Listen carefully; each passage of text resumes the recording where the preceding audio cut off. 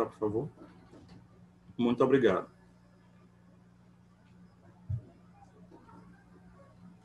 A gente que te agradece a exposição, Pablo, e certamente no debate surgirão questões e você vai poder retomar para fazer alguns esclarecimentos.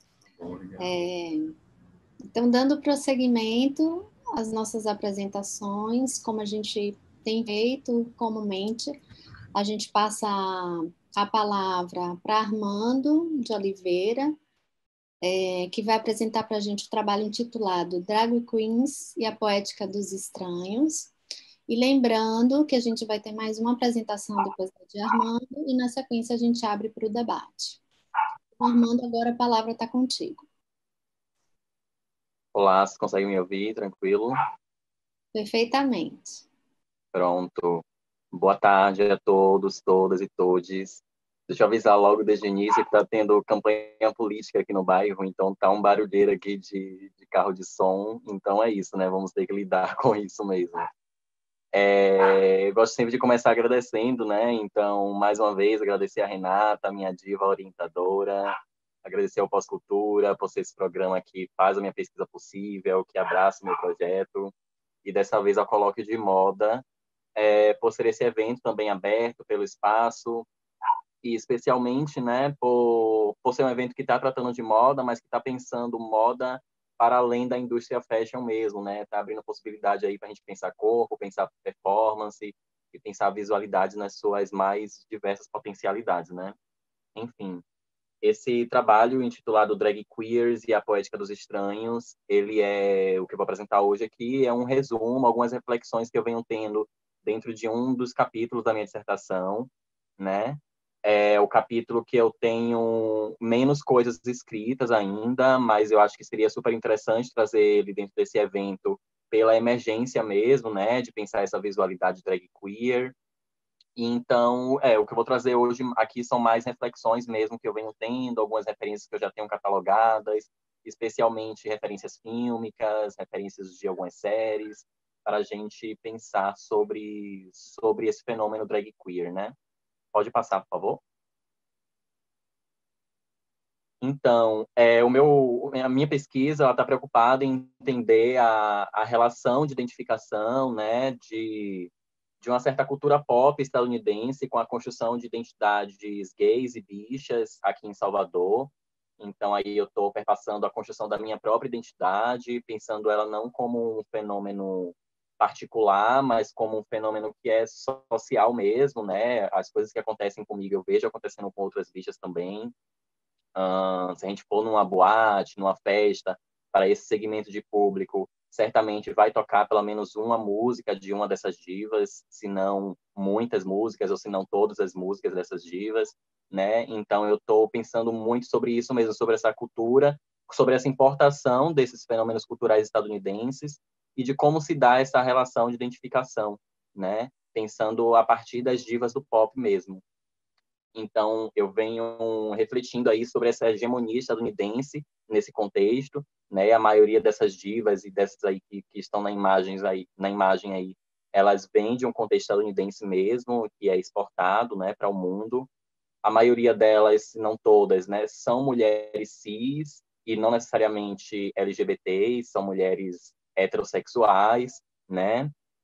Elas, por estarem na mídia o tempo inteiro, elas carregam e terminam mantendo alguns padrões de beleza também, né? E aí a gente pode pensar sobre branquitude mesmo, né? E as próprias divas negras, a Beyoncé, o processo que ela passa de branqueamento no início de carreira até chegar hoje nesse momento de empoderamento, né? Então aí eu vejo um certo padrão de beleza também, de corpo magro e tal, e pensar também a imagem dessa diva, né? O que é essa diva? São mulheres geralmente de muito poder, de muita ousadia, mulheres à frente do seu tempo, né? São mulheres altivas, vamos dizer assim. E eu acho interessante pensar nesse tópico específico, porque para mim é ser diva, né? A gente muitas vezes está acostumado a pensar a imagem da diva como essa imagem de riqueza mesmo, de glamour, né? E eu acho que a diva ela está muito mais relacionada a esse posicionamento mesmo no mundo, né? Esse modo como você se coloca enquanto uma pessoa, uma mulher poderosa, uma mulher ousada, uma mulher dona de si, uma mulher que sabe que é bela, independente de qualquer coisa, né? Então, eu parto dessas divas aí para a gente começar a pensar sobre a influência dessas divas na cultura gay, na cultura bicha, e aí percebendo dentro da própria cultura drag mesmo, pode passar o slide, por favor, dentro da própria cultura drag, como esses padrões, né, de beleza e de corpo, eles são repetidos, né, eles são copiados dentro da própria cena drag. Aí a gente tem um marco nesse contexto aí das drag queens, que é o reality show RuPaul's Drag Race, né? Um reality show estadunidense, mais uma vez, um produto estadunidense que é exportado para todo mundo e que consegue difundir a arte drag, né? Que vivia dentro de um nicho específico da comunidade LGBT e que passa a ser consumida por pessoas das mais diversas identidades, né? Muitas mulheres cis, inclusive, assistem o reality show, o Paul. Então, a gente vê uma certa ascensão das drag queens aí dentro desse cenário de cultura pop, né? Mas eu ainda percebo dentro do próprio reality show mesmo a ideia de manutenção desses padrões, como eu vinha falando, né? Essas referências dessas divas estão completamente colocadas dentro dessas performances drag queens de RuPaul, né? Eu coloquei a imagem aí, eu não tenho certeza se é da 7ª temporada, mas vocês podem ver aí que tem uma certa diversidade aí das queens, porém todas elas estão ligadas mesmo a um ideal cis heteronormativo, né? Então, me parece que ser drag queen, para ser drag queen você precisa não ter barba, você precisa estar depilada, você precisa ter uma longa peruca, a maquiagem geralmente é maquiagem que vai ressaltar belezas naturais do seu próprio corpo, é uma montação mesmo com efeito garota, né? Uma coisa assim, garota mesmo. Eu coloquei aí a referência do filme Paris is Burning, que é um documentário, né? Vai tratar da cena ballroom dos Estados Unidos, né? O surgimento do Vogue, dos desfiles, das balls, enfim. E a gente pode pensar sobre várias perspectivas dentro desse documentário, mas tem alguns depoimentos assim que são muito interessantes de trazer quando elas estão refletindo sobre as referências delas, né? As trans e as drags que estão falando dentro do documentário, né? E geralmente são essas figuras mesmo, né? Supermodelos, são cantoras do pop, né? São essas mulheres ricas e glamurosas, né? E de como é muitas vezes difícil manter também esse padrão estético, né?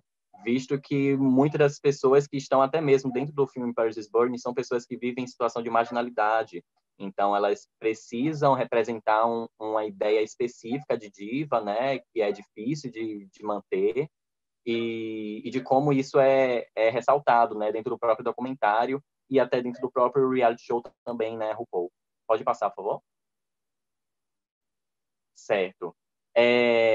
Eu sou da geração Millennium, né? Então, assim, eu vi essas divas aí surgirem nos anos 2000, né? Vi RuPaul's, né? Como fenômeno aí nos anos 2010 até hoje, né? E vi também surgir essa geração de drag queens, inclusive aqui no Brasil, né? Eu performo drag, eu sou drag também dessa geração pós-RuPaul. A maioria das minhas amigas também são dessa geração e é uma geração que é bastante promissora, assim, né? A gente hoje tem Pablo Vittar como um grande fenômeno, né? Que conseguiu furar a bolha também, assim como o RuPaul conseguiu furar a bolha da comunidade. Hoje em dia, eu imagino que todo mundo que esteja assistindo essa mesa aqui certamente já tenha ouvido uma música da Pablo Vittar, né? Eu penso que isso é possível, especialmente a partir de RuPaul. Assim como a gente ter todas essas divas aí, todas essas drag queens na capa da Vogue, né? A Halessia, a Bianca Della Fence e a própria Glória Groove também. Eu ressaltei a imagem da Glória porque eu acho que a Glória ela é uma queen que traz uma estética que foge um pouco desse ideal normativo, né? Desse ideal de construção de corpo de mulher, né? Vamos dizer assim. As outras, vocês podem ver até pela construção da maquiagem mesmo, pelo cabelo, pelas escolhas, como elas estão ainda dentro dessa estética normativa, né? A Glória, eu acho que ela flerta um pouco com isso, né? Com esses dois lados. E eu trouxe aí também o filme Divinas Divas, a capa desse filme. É um filme que está tratando, na verdade, da cena transformista, não é nem ainda da cena drag queen, né? E aí a gente pensar algumas diferenças entre o que é ser drag queen e o que é ser transformista, né? A drag queen ela está muito mais ligada a uma cultura pop mesmo, mais contemporânea, né? As drags elas têm uma estética mais camp um pouco, embora muitas vezes ainda normativa, né? Enquanto que as transformistas elas buscavam um ideal de uma perfeição de um corpo de mulher. Normalmente eram artistas travestis que performavam, né? Enfim. E esse filme Divinas Divas está nesse contexto, aí é um documentário, está nesse contexto das artistas travestis. E é interessante também trazer, mais uma vez, uma fala, né, de uma entrevistada dentro desse documentário. É interessante ressaltar que é uma pessoa de uma outra geração que está falando, tem um outro pensamento e tal, mas ainda assim, como é bastante perigoso assim o que ela traz na fala dela, né, quando ela diz que para ser um bom travesti, você precisa ter uma boa pele, você precisa ter uma boa depilação, porque se for para fazer mal feito, é melhor que não faça, né? Então, como é violento mesmo, né, esse processo de construção de corpo, porque como eu falei, né, não é barato, muitas vezes mesmo, o processo da peruca, da maquiagem, e até mesmo da própria construção de corpo para pessoas trans, para mulheres trans e travestis, né? Então eu acho que as drag queens elas estão sim transgredindo o gênero em alguma maneira, mas elas não conseguem romper com uma série de padrões que são colocadas para com as mulheres, né? Elas não conseguem vislumbrar algo para além disso, né? Eu acho que fica numa questão muito mimética mesmo da reprodução do que se espera de uma mulher, né? Pode passar o slide? Pronto. Aí aqui eu cheguei numa parte que eu acho que é mais divertida. Porque, assim, as divas, elas são minha referência. Eu fui construída por essas divas, né? Eu sou fã da Lady Gaga, sou fã da Madonna e de muitas outras divas que apareceram lá na primeira imagem. Assim como também sou construída pela cultura de RuPaul, por essas queens, né? Pablo Vittar, são referência para mim também, né? Mas aí, aqui em Salvador, eu venho encontrando uma cena que me contempla bastante também, né? Que é uma cena que é dita uma cena monstra, né? Como a gente vem chamando aí. Eu acho que essa categoria drag queer é uma categoria que vai abarcar aí, né, diversos modos de fazer drag, né? A gente pode pensar aí os club kids, as drag tranimal, andrógenas, kit, caricatas, enfim. É uma categoria das drags estranhas mesmo, né? Das drags que vão para além dessa transgressão de gênero que está colocada nas drag queens, né? Eu criei essa relação com o freak show porque eram nos freak shows, né, nos shows de horrores, nesses circos, em que eram colocados, por exemplo, as mulheres barbadas, mulheres de 3 peitos, né, onde elas eram vistas, ridicularizadas e vistas como bizarrices. Enquanto a Marilyn Monroe era a diva que estava na TV, essas mulheres estranhas, elas estavam nesses espaços de freak show. Então, de certo modo, as drag queers, elas estão também reiterando subversivamente, né, esse lugar de ridículo, esse lugar de grotesco, para e se colocando enquanto divas mesmo, né, trazendo outros conceitos de beleza. Aqui na imagem tem uma minha amiga, Marie Flamel, com o rostinho azul, acho que ela está aí assistindo. Na imagem do meio, a gente tem a Midori Sokido com a montação Tranimal. Ela se montou especialmente para um concurso.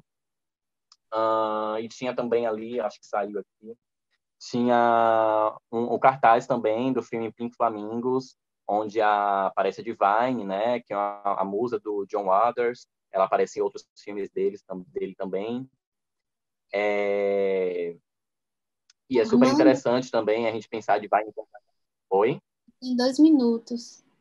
Certo. É interessante a gente pensar a Divine enquanto essa referência também, né, de como ela traz esse grotesco.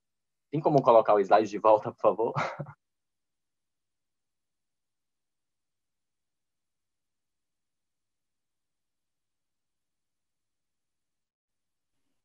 Hoje é o dia de todos os probleminhas técnicos, então a gente também tem que lidar com isso. Se nosso apoio técnico conseguir restaurar os slides, a gente vai agradecer. É possível, senão eu sigo aqui também. Vai seguindo, vai seguindo. É, pronto, pode ir passando aí. Chega no 6º slide. Pronto, antes ainda. 2 antes desse. 2 antes desse. Antes, pode parar. Antes aí. Antes agora. Pronto, pode parar aí. Pronto, e aí é onde eu chego na cena Clubber, né? Que é uma cena muito importante também enquanto referência ainda hoje, né?